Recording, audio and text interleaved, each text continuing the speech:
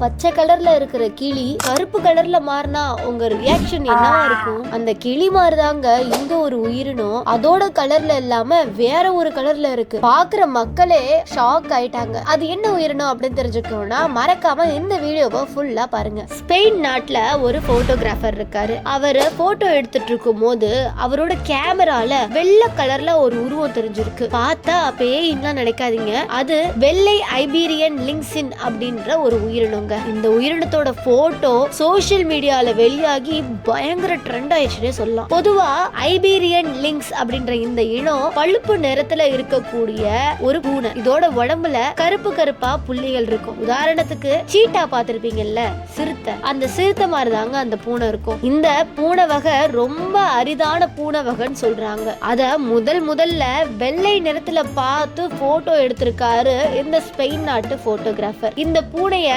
சிவங்கி பூனை அப்படின்னு சொல்றாங்க. என்னடா இது விசித்திரமா இருக்கே அப்படின்னு உடனே ஆய்வு பண்ண ஆரம்பிச்சிருக்காங்க. ரிசர்ச் பண்ணல தெரியுது, இப்ப பார்த்த இந்த பூனை லூசிசம் அப்படின்ற ஒரு அரிய வகையான மரபணு மாற்றத்தினாலதான் வெள்ளை நிற தோற்றத்துல தெரியுது அப்படின்னு சொல்றாங்க. ஆனா அதோட கண்ணு மட்டும் சாதாரணமாவே இருக்குன்னு சொல்லியிருக்காங்க. ஐபீரியன் லிங்க்ஸ் அப்படின்ற இந்த பூனை இனம் ஃபுல்லா அழிய போதாங்க, அந்த நிலையில தான் இருக்கு. இது எதனால அழிஞ்சிச்சு அப்படின்னு கேட்ட உடனே அவங்க சொல்ற பதில் என்ன தெரியுமா? இது தங்குற இடத்தெல்லாம் நாம ஆக்கிரமிப்பு பண்ணி வாழ்ந்துகிட்டு இருக்கோம். இது ஒண்ணு. இன்னொன்னு, நம்ம நாட்டுல எப்படி எல்லாருக்கும் பூனைக்கறி பிடிக்குதோ அதே மாதிரி அவங்களுக்கும் இந்த வகையான பூனைக்கறி எல்லாம் பிடிக்கும் போல. அத வேட்டையாடியே அடிச்சிருக்காங்க. 2002ஆம் ஆண்டுல எடுத்த ஒரு கணக்கெடுப்புல இந்த பூனை இனம் கிட்டத்தட்ட 100க்கும் கீழே தான் இருக்கு அப்படின்னு சொல்லியிருக்காங்க. அது மட்டும் இல்லங்க, உலகத்திலேயே அழிந்து வரக்கூடிய உயிரினங்கள்ல இந்த பூனையும் சேர்க்கப்பட்டிருக்குன்னு சொல்றாங்க. இப்ப அழிந்து வரக்கூடிய